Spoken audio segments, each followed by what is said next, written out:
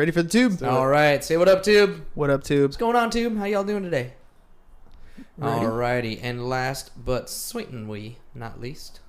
You like that, certainly? Certainly. Alrighty. For the pod in 3, 2, and 1.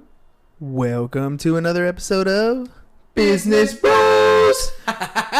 What up, ladies and gentlemen? Happy Hump Day. Hernancias here, host of the Business Bros podcast, along with my co-host, the insurance bro, James Cias. And today we have an awesome guest, an exciting guest, someone who's going to tell us all kinds of really cool stuff. Listen, ladies and gentlemen, if you are not tuned in, turn it up, because we got a great show on Wednesday? On Wednesday? Whatever. On Wednesday? It's coming today. All right, it's coming in like 2 seconds. All right, today's guest is actually in his natural habitat, which obviously I'm not. But in his natural habitat right here with the Business Bros, a former radio show host, published author, and now helping you and your clients clean up your credit through San Diego Credit Solutions. Man, that's...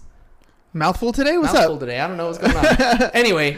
Please, welcome to the show. Thank you very much for joining us, Mr. Frank Kriticos. What's going on, guys? How you doing, bros? What up? What's up? It's funny. Thanks for joining us, man. When you have radio, like you get the little cuts, right? And edits, like take that, cut it. Right, yeah. When we do it, there's no edits. The dump, the little dump button. That messed up. Do it again. Nope, do it again. No, we don't get none of that. We're just raw. Like if we That's mess right, up, we just keep going with it. Sorry, fumble. Keep going. That's it. my bad. No whistle. Just keep going. So Frank, before we get into the credit stuff, because for a lot of people, it might not be the most interesting topic, but it's really essential topic. So well, one thing's for sure: anybody who's a real estate agent out here, mortgage lender, anything like that, and their clients need help, this is the guy that's going to help them with it. Because we have a ton of people who are always in a position where I want to buy, I'm just not there yet. You run their credit and they're like, oh, got a problem, and then that's about the extent of it. Fixing these issues becomes a whole other can of worms. Who do I talk to? Where do I go? Who can I bureaus? trust? Who do I trust? It's a whole nother thing. Right. And so before we get to all those things, because I got a list of questions, by the way, ladies and gentlemen. He provided them for me. They're awesome. So I want to get to those. But before we do that, tell me a little bit about who Frank is. Like, how did you get into this industry? It's very, very interesting. This was not planned, believe me when I tell you. So I moved to San Diego in 2001. Always had an interest in real estate. Wanted to figure out how I can get my foot in that area. Now, I have a law enforcement background. I was with the NYPD for a few years, and then I left there, came here. So I had that in my back pocket. I knew that I could, go get back to law to enforcement law out here. But I just wanted to see if I can get my foot in real estate because I was just interested in it. Mm-hmm. So what I did was I purchased my first home actually down in Eastlake in 2002, became friends with my lender. So what happened was I was learning through him, and he was teaching me, hey, this is how it works. I was very interested. So I stayed in his office for, I'm not exaggerating, almost 12 hours a day for about 6 months because he told me, hey, I think you'd be good at originating loans. And I said, I don't know. I'm not a sales guy. Yeah. It's just totally out of my comfort zone, but I was interested in real estate. So that's how this whole thing began. He was basically my mentor, and he would give me credit reports of people that did not qualify. Now, even before the boom, he was really busy. Yeah. So he was helping me out. You know what, Frank, if you could figure something out and you can get him in a position so I can get him qualified, or you can get him qualified, then it's your deal. Now, at the time, I didn't have any relationships. I didn't know any agents. I didn't know anybody. So this is perfect for Yeah. you. You're essentially like, okay, so if I solve this problem, I get paid. Exactly. So I had time and I had interest. I had no knowledge of it, which was interesting. So, but I had the opportunity I had all these test cases, hundreds, maybe even thousands, but I don't know, hundreds for sure. So that's how this whole thing started. I went online, started doing research, which was actually the biggest mistake I made, but it's easy to say that now. Is it because you got like false information? Oh, yeah. Or False information, old information, misleading information. It's really eye-opening. because we're talking 2003, so it's not Yep. like their internet is in full boom. It's not like YouTube is in full flesh yet. Right. I mean, we're probably still on MySpace at the time, Yep. right? I mean, it's a different era. 2002 to buy was a great year, by the way. Yeah. Because yeah. you're right about to take off Right. on a rocket ship, right? Right. So Well, I didn't know that though. yeah, So, no, you didn't know that at the time. So it was a perfect scenario. So I had a lot of time to just figure it out and make mistakes. So what I would do is I would call his clients, introduce myself to him, and say, hey, you know, my name is Frank, and do you mind if I try some things with your credit, see if we can get you all squared away? I'm not going to charge you anything. And of course, everybody says, "Yo, heck yeah, Yeah, help me fix it. Yeah, heck exactly. yeah." You're not going to charge me." And that's what I did. And I hit one roadblock after another. I stumbled many, many times, and I quickly realized that this whole thing about getting things deleted, come on, it's not going to happen. not happening all the time. It's very inconsistent. So I did that for 3 years straight. Did you eventually get things deleted? Did you find a way to do that, or was it like a? Yes. Now I'm yes curious and in no. that aspect of it. Yeah. Yes and no. So what I realized quickly is that it's not about getting things, and I tell people this to this day, it's not about getting things deleted. You don't have to get things deleted, which is good because it's not going to happen all the time anyway. Mm-hmm. So anything you see online where they say, you know, oh, get all these, you know, charge off, lates and collections and remove judgments, bankruptcies. It's, you know, I won't go as far as saying it's a scam. But it's a bait and switch. It is true that anything can be deleted from a credit report. That is true. Where credit repair companies get in trouble is they make it seem like it happens all the time. Mm-hmm. And then they make it seem like it happens across 3 bureaus. So you either hit a home run or you strike out, meaning that if you get it deleted from TransUnion, Experian, but not Equifax, that's a strikeout, because when a lender pulls a report, it's going to show up. Yeah. So all these things I didn't know that I was figuring out, navigating my way, hitting one roadblock after another for 3 years. Then fast forward to 2005, and all of a sudden, out of nowhere, I started getting all these phone calls. Hey, I heard you help my brother, sister, aunt, uncle, blah, blah, blah. And that's kind of when the light bulb went off. I was like, maybe I have something here. Uh-huh. So, but I didn't officially start my company until 2007. When things really got busy.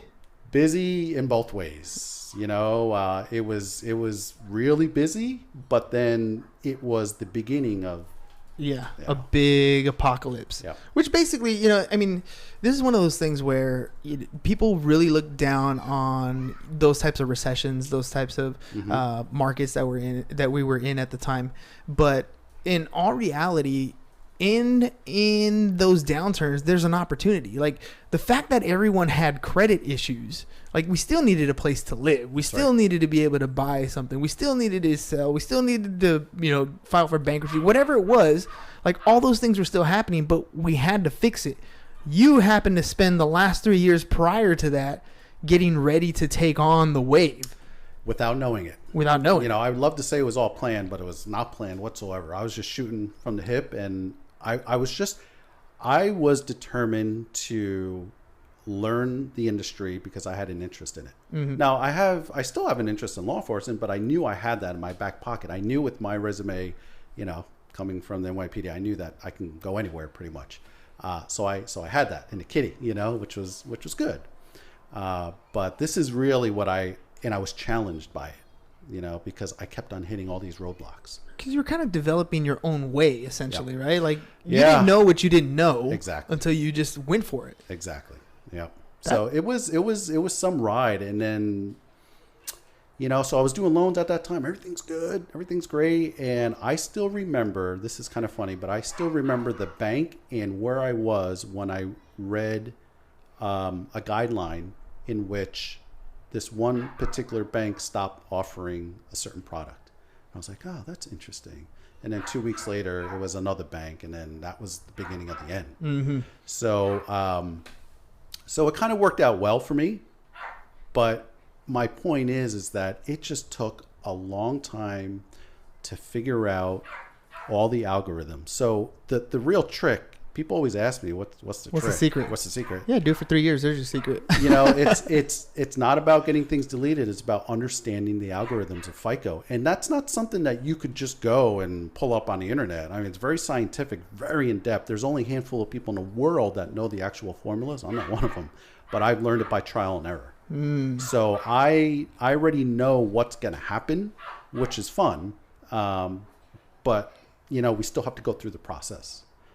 So that's why I always tell people it's not a question of if, it's more like when. So let me ask you this, because, you know, 2007 was one of those times where things came like out of nowhere. We didn't see it coming, supposedly, right? It just hit everybody. I think everybody knew, as far as real estate, that the cycle was turning. We just didn't really know how bad it was going to be, right? You knew you were going to get, tapped in the face. You didn't know you were going to get punched.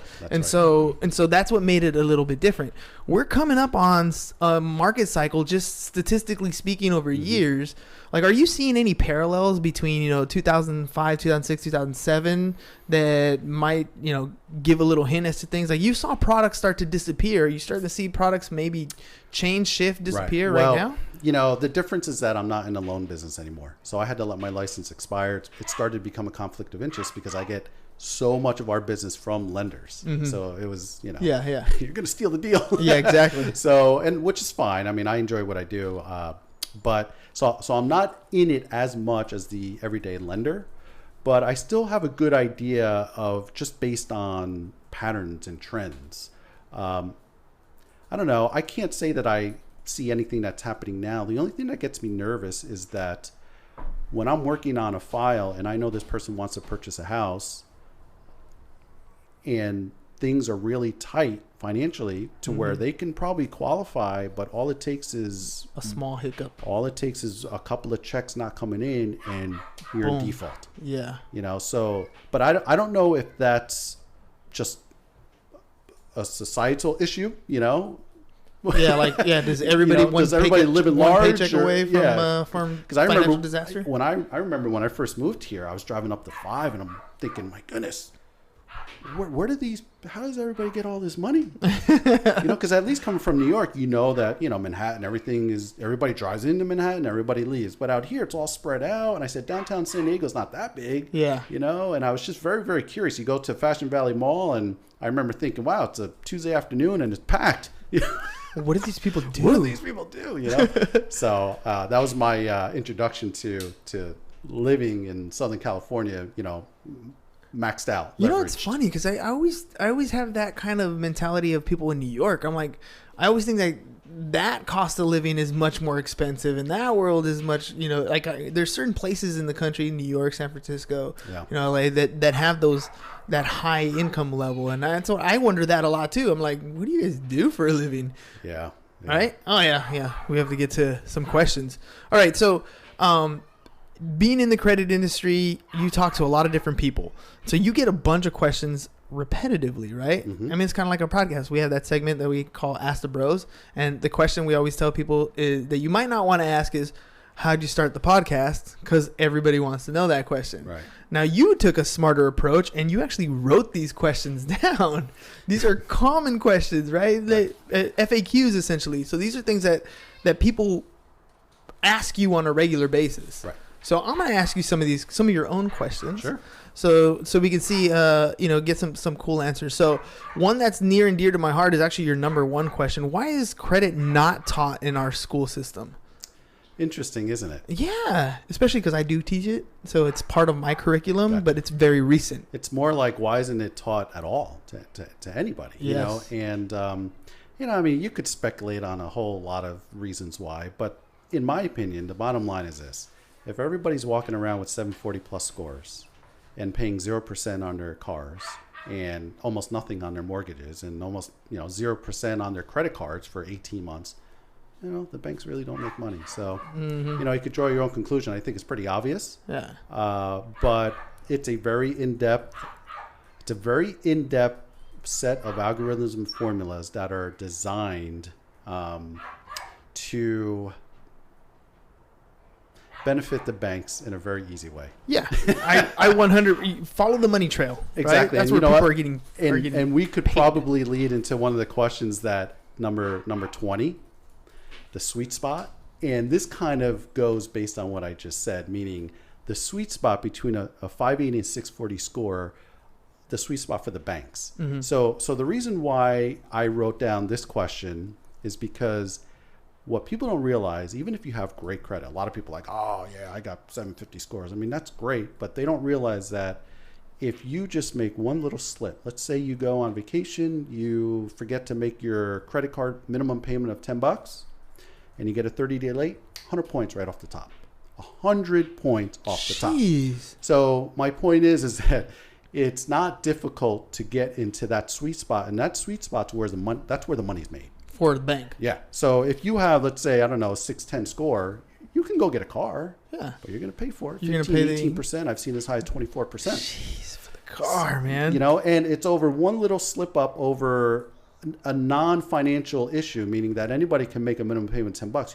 You just forgot you're on vacation. So that's crazy. 100 points. Yeah. Well, let me ask you this: like, you have something on here on the ramifications of a short sale compared to a foreclosure, right? Mm-hmm. How bad? Like, what are the ramifications? Like a short sale. I mean, when you're looking at it from a real estate point of view, you always hear people say it's better that you short sale than if you foreclose, right? Well, it depends what your position is. If your position is as far as when you can get into another property, Mm-hmm. that is true. However, from the credit side of things, anything. So this is very interesting. I'm going to list all these derogatories that fall into the same category, okay, as in the worst category. A short sale, foreclosure, bankruptcy, collection charge-off, and a 90-day late. So, in other words, anything that is past 90 days falls into the same worst category. So Really? when somebody talks about a short sale foreclosure, the damage has already been done. Once they hit that 90-day late, before it was short sold or before it got foreclosed, it actually was already damaged. So the foreclosure and the short sale helps because it's ending, it's a resolution, meaning the account gets zeroed out. It's done. It's It's done. over. There's so it no- stops following you. Right. But once you hit a 90-day late, it doesn't matter if it's a collection charge-off or it's all the same. It's all the worst category. Huh. The only thing that's different is that, bankruptcy judgments are public records, you know. So most people think of a foreclosure as a home, but you can get foreclosed on something as simple as a timeshare, Yeah, that's right? true. Yeah. And does it affect you the same type of way? Will it It's not the event, so to speak. It's the late payment that leads up to whatever it is, the foreclosure, the short sale. So it's all about the late payments. People don't realize how damaging a late payment is until I tell them 1,000 times, hey, listen, I apologize in advance to all my clients. Listen, you're going to get annoyed. I'm going to tell you, but just you cannot be late ever from here on out, ever, ever, ever. Okay, so, and another thing that's very frustrating is that there's the financial side of things and there's a credit side of things. Financially speaking, if you're late on a mortgage, a $3,000 mortgage versus a $10 minimum payment on a credit card, obviously there's more to worry about if you're a bank. Yes. For the late payment on the mortgage. Yeah, you had but more at stake. FICO, a 30-day late, it's a 30-day late. Doesn't matter if it's a $10,000 mortgage payment or a $10 minimum payment. A late is a late, and that's all that matters. That is so nuts. Yeah, so it's really not. It's not weighted fair. the right way. Right, exactly. But That's- it helps. It helps the banks. That's for sure. That's for sure. So, all right. So then I'm going to move on to number 5. So short sale might have saved me. Foreclosure might have saved me. But if I'm in like desperate need and I'm going to end up filing for bankruptcy, how does that affect my credit? Well, usually when somebody's in that position, they've already went delinquent. So again, the damage has been done. A bankruptcy, believe it or not, can actually help your credit. And the reason why is because it's a resolution. So it zeroes out the accounts. The late stop following you. Because remember, as you're late every single month, it keeps on following you. You can't get away from those late payments. And FICO is mostly based on the last 24 months. So whatever's most recent has the most impact, whether that's good, making your payments on time, or bad. So a bankruptcy at least stops the bleeding. And it zeroes all the accounts out, all the late payments stop following us, and now you can start to recover. So I'm very pro bankruptcy for certain situations. I really am. And it's a hard conversation sometimes when somebody says, listen, I have $80,000 in debt. I make $70,000 a year. Ouch. I don't know if it's professional or unprofessional, but I can't help it. But I will tell them, hey, listen, the likelihood of you actually paying that off is very, very slim. Yeah. If you can be approved and qualify for a Chapter 7 bankruptcy where everything gets wiped out, I tell you, I would consider it. It's not the end of the world. You could purchase a home, 2 years down the road, big deal. I mean, think about it. All you have to do is wait 2 years. You can buy a house. That's not a bad deal. I can get you back in the 700s, 24 months after a bankruptcy. Not a big deal.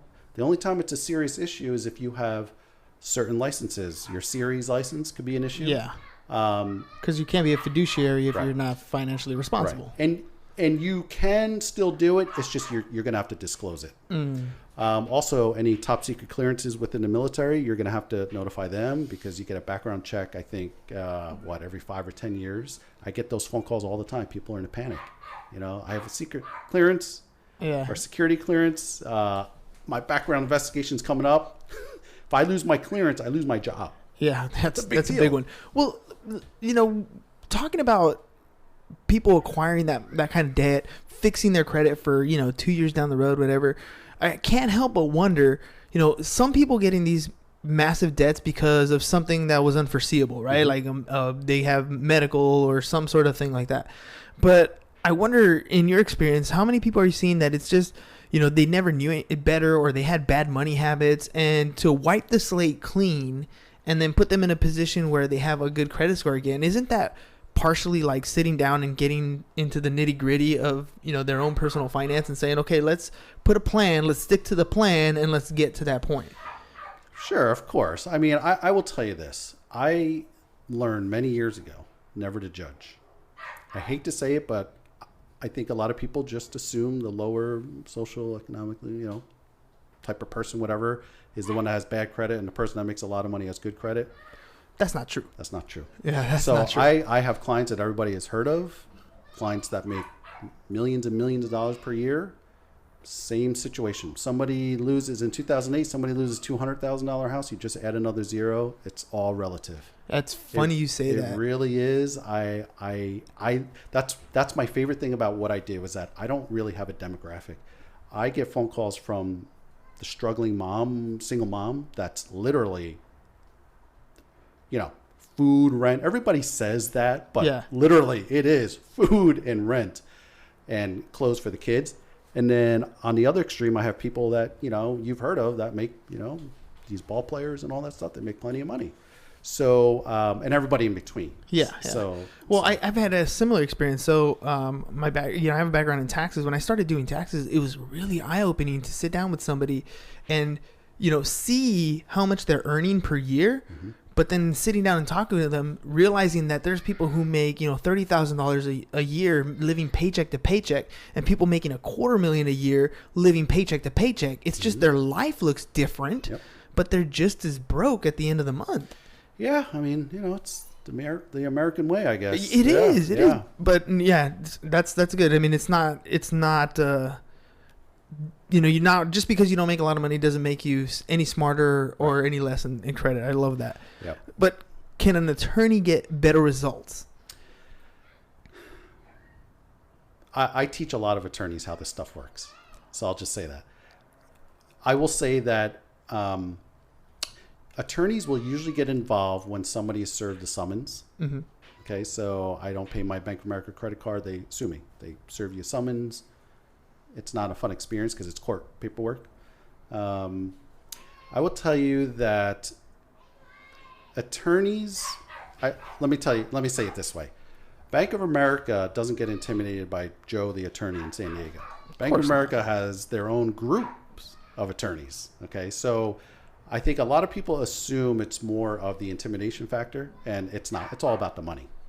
And it's all about something else that I learned as well, which is it's all about relationships. So I have 3 negotiators on staff. We're a 4-man show. That's all. I don't have any desire of growing this huge company. Myself, 3 negotiators. And not everybody has, I should say that there's not that many banks out there. Everybody has Bank of America, Citi, Chase, Capital One, Amex, Discover, Wells Fargo. You know what I mean? Yeah. So everybody has those banks. So there's really not that many, a dozen or so. Same thing with collection agencies. So the attorneys, sometimes they feel like they can get a better deal. I think it's really good for marketing for their services, which is good, but it's all about the relationship. And the reason why is because I'll give you an example. Progressive Management, they're a big player when it comes to medical collections. And we're on the phone with them, I don't want to say every day, that's exaggerating, but certainly at least 3 days a week. So we have our own rep over there. We deal with the same person. They like us because we're bringing money to them that they have not been able to collect. Yes. Now, we don't want to give them too much money, but I've learned in this business you have to give them a little something to make them go away. Yeah, yeah. And that's one of the ways that we are different. So I will tell your audience, if, hopefully you call us, but if you don't, and you're trying to see if a credit repair company is a real deal, you have to provide two services. The credit side, that's my thing. I understand FICO. I understand it really, really well. But you also have to be able to resolve past due accounts. So debt and FICO. Those two have to be combined in order to get somebody really good results 100% of the time. Now you touched on something right there. The difference between charging off a debt and negotiating a debt. Like, it's almost like when you are delinquent in your tax returns, right? Mm-hmm. The IRS is not going to say, oh, it's okay, I forgive you. Sometimes maybe it's possible, but oftentimes you're going to have an offer and compromise. Mm-hmm. You're going to come in and say, look, I can't pay you $10,000. I don't have $10,000. I have $3,000. If I pay you the $3,000 now, can we square our deal? Right. And oftentimes they know that based on your income, based on where you're at, it's either I'm going to get the 10 grand or you're going to stiff me. I'm going to get nothing. Right. Right. And so how does that help in the whole overall process? Like, if somebody's coming at you and they have 10 credit cards, like how does the negotiation process help to how do you choose between paying one, paying the other? Yeah, I mean, it's a good question. Most of the time, depending on the size of all the debts, we just resolve one account at a time. Mm-hmm. So so there's two industries. There's credit repair and then debt settlement. And I have an issue with both of those industries by themselves. I have an issue with credit repair because it's misleading as far as getting things deleted, which is not going to happen. And even if something does get deleted and it's not resolved, it'll just get sold to the next collection agency. And guess what? Pop up, brand new collection while somebody's in escrow. Ask me how I know that. So believe me, everything I've learned is by going through it and having to figure it out. On the other hand, you have debt settlement companies. They charge a ridiculous amount of money and fees. And then they don't do anything for your credit. So I realized that back in the day, going back to 2005-ish, because I actually got lucky with somebody and his scores were 702. I remember because it was the first time he was ever over 700. Super thankful. I got a whole bunch of things deleted, but he says to me, thank you very much. I didn't charge him anything, but I still can't get what I want, which is a home for the family. And the reason why is because there was DTI is too high. Well, no. Well, that's a lending thing. But as far as his credit, there was one collection that we could not get deleted. And that was preventing him from getting an underwritten approval. So that's when I thought to myself, oh, man, now I have to learn the entire debt business, which I was not excited to do. Because that's a You weren't excited to get into either of them. Yeah, because that's a whole different animal. But I knew that was the last piece of the puzzle to get him the house. Because remember, I'm a lender, so I have to be 100%. Yes. 100%. You only get paid when you close. Yeah, yeah. And the lender that's sending me the client, I mean, nowadays they want to get paid. Yeah. Or the agent, they want to get paid. So yeah, I kind of went off course there, but yeah. No, it's a little bit off course, but it's exactly the reason why you have to do these things is exactly the important aspect of the entire business. It's the reason why you're not just credit repair and you're not just debt consolidation. It's both. They're important. They have to be combined. So that's what I was saying. If somebody's looking into hiring one of these companies, just make sure they do both. They handle both. Just make sure they do both, and that's going to be your best bet, which is very rare. But I know that we're not the only company out there. I think locally we are, but on a national level, I'm sure there's other companies out there that offer both services. So how about divorce? Right? It's already ugly in and of itself. I know people who, maybe one spouse is very financially responsible, uses all cash, doesn't acquire any debt, didn't have a clue that the spouse had been collecting, credit cards. They go to refinance the property and they pull credit, and all of a sudden, boom, bombshell, right? Yeah, I mean, hey, if they're both on that account, they're both liable.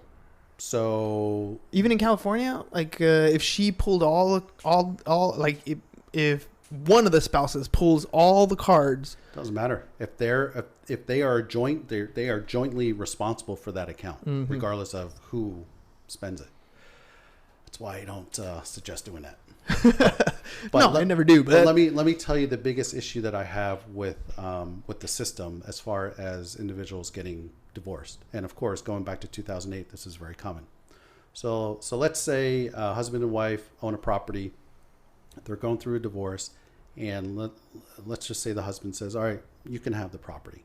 They're both on the loan, but you know what? We're getting a divorce. You can have it. So she has the property, and it's through the divorce decree. So it's the judge is saying to the husband, you have no liability. You do not owe anything on this property. You're off the hook, so to speak. All right. But then let's say she falls on rough times and she stops making a payment, defaults, forecloses. It's still going to follow him. And I have a real issue with that because you got a judge. Here you have a judge saying you are not liable for that property. And I looked into this for a long, long time. I had many attorneys involved, but it's all about when the note was originated. If they were both on that note when it originated, that's how it started. So now a lot of bankruptcy attorneys that I speak to, they actually now have to put that into the divorce decree somehow to prevent that from happening. So that would be something different, though. That would be, it's still going to follow you, but now you have the means to go back and get it deleted, get it amended, I think usually what happens is that they'll try to refinance and get, in this example, the husband off the loan completely to prevent that from happening if she were to default. Okay. So that was very, very because common. then the origination of the loan date is after the divorce decree. Exactly. That makes sense. Yeah. That makes sense. But I mean, I just have an issue with that. I really do, because we're talking about it's not just somebody saying, hey, you're off the hook for the property. No, it's a judge, and it's a legal. It's a legality that I think is not fair. Now, I made this mistake in the very first business that I ever had. So you can't totally see it, but I got the PC Cruisers license plate up there. We had a computer repair company, and I was young. I was like, I don't know, 21 years old, barely starting, know nothing about business. It was one of those where you kind of learn, just like you got false information. I didn't get false information. I just didn't quite understand it all. We incorporated to keep liability separate. Got a business credit card. Started signing for stuff like we used to do Yellow Pages. That's how old I am, right? So we used to do like Yellow Pages, have marketing contracts, all that stuff. And I always understood it as my corporation's doing it. What I didn't understand is I personally signed for a lot of this debt, right? So how does having like a business credit card, how does separating, how does it help you to keep business separate from personal, or when you make the mistake like I did, personally signing for this debt? Well, a lot of times you don't have a choice. In the beginning, you just have to, because you don't have any business history, you have to personally guarantee it.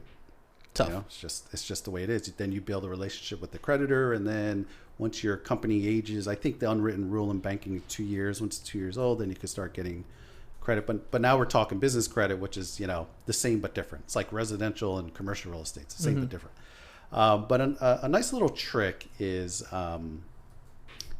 if you have a business credit card and you personally guarantee it, it's not going to show on your credit report unless it's a Capital One business credit card. They are the only ones that report on our personal credit report.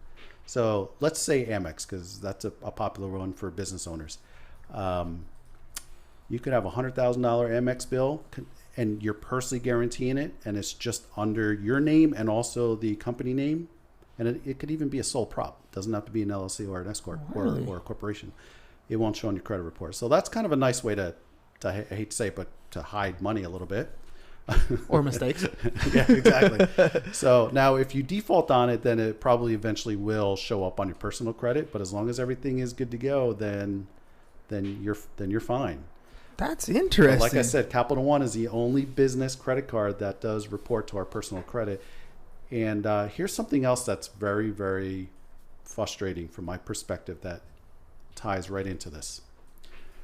Let's say you have a personal credit card that you use for your business, just starting out.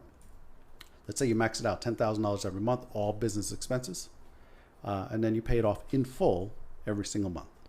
Okay. So you would think that zero balance On your credit report, everything looks good. However, the statement date, which is the due date on the bill, on your actual credit card bill, if you pay it before then, the information has already been uploaded to the bureaus about 2 weeks prior. So you could be paying off your credit card in full every single month, and it's going to show maxed out on your credit report, which, as I assume most people know, and this is where I make the mistake of assuming, that if you max out a credit card, it could hurt you for 30, 40, 50 points. Easy. What's a good sweet spot? 30%? So, well, hold on. That's different. So what you have to do in order to report a zero balance on every single month, because you're paying it off in full, you have to pay it off before the billing date, which is usually 2 weeks before the statement due date. So there's two different dates. Yes. So if you pay it off by the billing date, then it's a zero balance at American Express, for example. They upload the information to the bureaus and you're good to go. But there's that 2 week gap. Now, I guarantee that's designed that way, because when you max out a credit card, like what you were alluding to right now, it doesn't go based on the dollar amount. It's all the percentage. So you could have a $500 limit credit card. If you have a family, you go to Costco, you're maxed out, Done. right? And that's going to hit you the same amount. So you better believe that was designed specifically, because it may only be a 2 week gap to where that person was maybe getting 0% on their car, but now they're going to be bumped down to, a lower tier, and now they're going to have to pay 6% on the car. What is it going to be? A difference of $30 a month times how many millions of people? But see, and this is one of those things where, I use this analogy all the time with my students, right?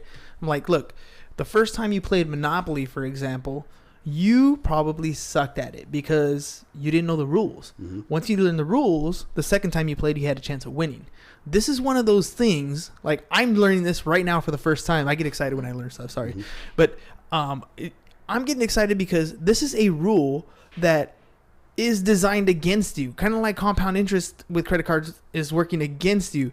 Like they're literally telling you, don't worry, if you pay it before this date, we won't charge you a fee and you're good to go. Right. But on the back end, they're like giving you the finger because they know like, yeah, well, if you pay by this day, you're good. Except when you're trying to borrow some money. Right. Except when I'm trying to do your credit score. Like in that case, it doesn't work out in your favor. That's shady, but it's all about data and selling data. Of course. So that's how the bureaus make money. Multi-billion-dollar for-profit companies. Yes. All right. So they sell information to credit card issuers, and we get solicited, and it's all based on our profile. But it's our score, right? Like if you're in school and you're trying to get an A on a test, you're going to do everything you can. If you answer all the questions correctly, right? But then that there's like, I don't know, a little wording on there that says, yeah, but switch the last two answers or only answer the even numbers. And now you fail the test because you didn't know that rule existed. And instead of putting the, information at the very beginning of the test, it's at the bottom somewhere hidden away. Yep. Like it's there, the fine print's there. You just didn't read it. That's your fault. Yeah. That's why the hardest thing is for people to actually call us, because there's a lot of, people, it's not a pleasant phone call to make. But that's why I don't expect people to know this stuff. I really don't. How the heck would you know something like that? No, you wouldn't. You just wouldn't. I don't care. Unless somebody specifically studies this every single day, they wouldn't know certain things like that could really affect them tremendously in a negative way. Absolutely. So. I mean, that little piece of information right there is worth everything. I mean, it's gonna make the big difference when I talk about it in class. But going back to your very popular question about the percentage of your revolving accounts. A lot of people ask, 50%, because you read these articles on Yahoo Finance and all this stuff, and and they just don't know what they're talking about. And even some of these really famous people, they're obviously making millions and very smart at what they do, but when it comes to credit, they don't really understand. And again, I don't even expect them to understand because it's not what they study. 50% revolving, so $1,000 limit, balance of $500, you're utilized 50%. It's better than 100%. Yeah. But your FICO's still going to get you for it. So then a lot of people ask about 30%. That seems to be the popular one, is 30%. So your debt utilization ratio at 30% or less. Again, that's better than 50% and 100%, but it's really 9% and less. Really? 9% and less is where there's no impact in a negative way. So that's why what I personally do, people always ask, what do I do? What do you do? I don't have a whole bunch of credit cards. I just have high limits. Because if I go out and I want to buy this new TV at Best Buy and I'm going to drop a crazy amount of money, I don't have to worry about being maxed out. Or paid off 2 weeks prior to your billing date. Yeah. So there's a lot of fun things you could do. Charge everything, get the points and all that stuff. And sometimes I literally will go on bill pay while I'm at the store and pay it off, so I don't forget. Yeah. So it's really 9% or less. That's good. See, I mean, I'm telling you that could be, if you have perfect credit and you have a 750 score and you only have one credit card with $1,000 limit and you're at $700, now you're hit. You're going to be at 690. And that's a different category. And you go buy that car, and guess what? Yeah, that's a couple points. 17% Easy. interest. Yeah. Easy. Happens all the time, and people don't know. Dealers don't know. That's so man. So what I do is this. Here's a good rule of thumb of what I do personally. Okay, whenever I know that a bank is going to pull my credit report, 45 days in advance, I make sure I pay off all my credit cards. And it's really 30 days. I just give myself a cushion. But the reason why is because it takes 30 days for our reports to get updated to show a zero balance, because every creditor reports once a month. And it's funny, I started a spreadsheet, but I didn't finish it, of what that upload date is for every creditor, but I didn't finish it. So a rule of thumb is 30 days, because we know at some point in time, if I pay off my credit card in full today, at some point in time in the next 30 days, it could be next week, it could be tomorrow, or it could be 3.5 weeks, it's going to get updated. So if I'm going to go buy a car and I'm going to buy, next month, right now I'm paying off my credit card so that when the dealer pulls the report, it's going to show zeros. My score will be as high as possible. I get 0% and all that fun stuff. I mean, to me, those little tidbits right there. There are 3 things that I pulled out of this conversation that I get to share with my students, that I'll share with pretty much anybody on a regular basis. 9% or less on a balance. Mortgage planning requires 45 days before you even think about buying a place. Right. Because you're going to have to pay off some debts. And then the paying off your debts 2 weeks prior to your due date. Mm-hmm. Those are simple things, really. Right. To do. But make a huge difference in your score and your ability to borrow, and then the rate you end up getting. I mean, you see people all the time. Well, I do, because they're on my feed. They're like, oh, I just closed the loan at 3.75 APR. I was like, dude, that's amazing. Right. That took planning. Right. That took that little bit of effort. That took that credit score to get to a certain level so that your credit report looks amazing right before you lock in the rate, right before you go into underwriting. That's right. And there are things that you can do ahead of time. I love that. Which really leads to question number 17 is super important. Super, super important. FICO versus FACO? Yep. Oh boy, this one really bothers me. Really, really quickly here. Some comments from Kathy De Rosario. Pretty much agreeing with what you're saying with revolving the account. She said to build your credit, you have to revolve your account. It shows you know how to manage your account. However, don't max out your credit cards. You should keep it no more than 30% or 9% of your available credit. If you're overextended on credit, you won't get a loan or your rate will be higher. Also, Andy Cruz says hi. Andy, what's going on? So that's a perfect example. She mentioned 30%. That's very common, but it's not 30%. It's 9% or less. But these are things that we've heard over and over. I have a textbook that I use for the kids, and it literally says in there 30% in a textbook. Let me throw this name out there. This is the only individual I myself would ever trust when it comes to credit. He's a good guy. He taught me almost all of this stuff. His name is John Alzheimer. ULH Heimer. Yeah. He's pretty much, I guess you could say, like the celebrity in my industry. He's always on TV. Really nice guy. He's based out of Atlanta. He's the top credit expert in the whole country. Good guy. So I always, and it doesn't matter to me. I mean, as long as if somebody doesn't want to call me, that's fine. At least I can point them in a direction if somebody actually knows what they're talking about. So, you know, if you want to watch John Olsheimer, he's somebody that knows what he's talking about. So I just want to throw that little tidbit. Yeah, but again, it's one of those things like where we're going, FICO versus FACO, right? This is one of those things where if you hear it over and over again, doesn't necessarily make it true. Right. Right. That's true. It's a repeated trend, repeated things. You know, like pay your bills on time. Okay, but how far on time, right? Like, yeah. You know what I mean? Like, just because you say it over and over again doesn't make it 100% true. And 30%, like you said, it's better than 100%. But for it to not affect you, you got to keep it under 9. Yeah. So let's talk about credit scoring. This is the biggest misconception out there, especially since Credit Karma came out of nowhere a few years ago. Now everybody has a Credit Karma account. Everybody knows about them. What people don't realize is that the term credit score is very vague. Credit score means a lot of things. All right. There's different brands that are credit scores. So it's like saying, can you pass me a Kleenex or can you Xerox this? Those are brands. Mm-hmm. So FICO, Fair Isaac Company, they're the big player and they are a brand. So what happens is that you have TransUnion, Experian, Equifax, they upload their data through FICO's algorithm, spits out a score, and then that's what we're judged on is that score. So FICO they're the big player in town. That's who all the banks use to rate our interest rates on. So Credit Karma uses what's called Vantage Score. Okay, completely different from FICO. So if somebody wants to, let's say, purchase a home, and they say, well, I logged into Credit Karma, I have a 750 score. I'm like, wow, see, this is the thing. You have a 750 score, Vantage Score. However, in the world of financing and banking, they don't use Vantage Score, they use FICO.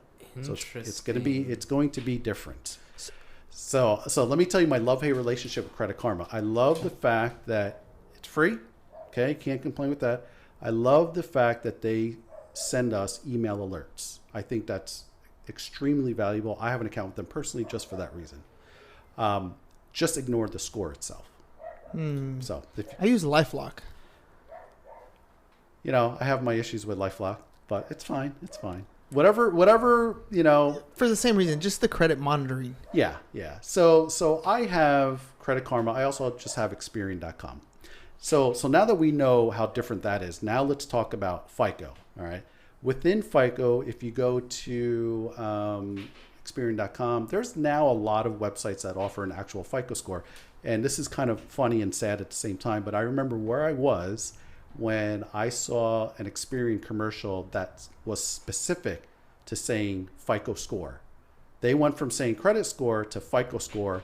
I was like, whoa, that's a big deal. I know for everybody else just went over their heads. It's all the same thing. For me, that was a big else. deal. I started getting a few phone calls. I had to look into it. And they do, along with a lot of other companies now, offer the most recent version of FICO. Okay, so FICO 09 is the most recent version. FICO 08 is still used a lot. Okay, however, in the world of mortgage financing, they are still on the old system. So it's even different than that. So there's updated systems, but in the lending world, they use the older versions. Basically, so it's kind of like Microsoft. We have Windows 10 or whatever we're using now, but they're like on Windows XP. Yep. That's funny. Yeah, so it's very, very misleading. So Credit Karma, I mean, hey, we're not paying for it, so you almost can't complain. It's just people need to know that's Vantage Score. And when you go to the app and you click on your actual score, underneath it'll say Vantage Score 3.0. So they're telling you, it's not like they're being secretive. They're saying this is the scoring model we're using. It's just that fine print at the bottom that you don't read. Yeah. So that's a big deal. That's a big deal. So what I always advise people to do is this. If you want to purchase a home, you need to have a lender pull your report. It has to be a mortgage lender. Because they're going to get the one that because actually... that's all that matters. Yeah. If somebody wants to buy a house, I tell them you have to... I mean, I could provide one of those reports as well, but... that's all I care about because it has to be apples to apples. Yeah, it has to be. Well, it's the same type of thing when you're talking prices of homes. You can go on Zillow and see the Zestimate. That's right. But that's not necessarily the correct comp. That's a great starting point. You get a general idea. That's the Credit Karma in my world. Exactly. But you have to go to a realtor, pull the comps the right way. It's pull the information so that you get a more accurate number. Yeah. So that's a big one. A lot of people ask me that all the time. Now, it's okay for basic account information. It'll show you if you have a collection or not. Yeah. So it's not all that bad. It's just I don't feel like they're trying to get over on us. It's just people aren't aware that there's all these different scoring models and versions. Dude, I'm telling you, Frank, we could be talking about this all day. Like I get pumped on this stuff. So like, learning is my kryptonite. Like if you teach me something, you've got me all day. Like I'll sit there and learn it all day. Like I always call it like the Matrix. Just plug it in, dude. Just feed it to me. Give me all the information I can possibly take. Ladies and gentlemen, it was very informative for me. Frank, thanks for being on the show. Really appreciate it. You got it. I got to make sure we cover our promos. 365 pairs of shoes by the end of the year. So if you got new shoes, used shoes, or you want to donate cash, hit James up 619-884-0045 or james@csfirst.com. And then dronequote.net, ladies and gentlemen. I just recorded the first track, the laydown of the first layer of audio. I mean, you guys have no idea how that works. But for our parody for Drone Quote. So if you guys are thinking about doing solar, go to dronequote.net/business bros. They'll bring a drone to your house. The drone will come, measure your rooftop, send the measurements out to roofing contractor companies, to solar companies, and then you sit back, look at all the quotes, and decide which one's the best for you. No more sitting through long presentations. No more dealing with salespeople that come to your door. Let's let the solar companies and the roofing companies fight for your business. Go to dronequote.net/business bros. All right, Frank, real quick. Ask the bros.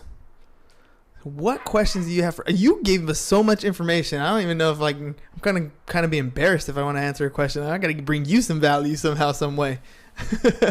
So ask you what? Anything you like, personal, business. What do you want to know about the bros? How personal can I get? No, I'm just nothing in particular. I heard about you guys. I think what you have going on is great, connecting people. I think that's amazing. Yeah. But nothing personal. Okay, good. Cool. Cool. Maybe when the cameras are off, I'll ask you the real embarrassing questions. Yeah, right. I'm okay with that. I just got to give you the opportunity.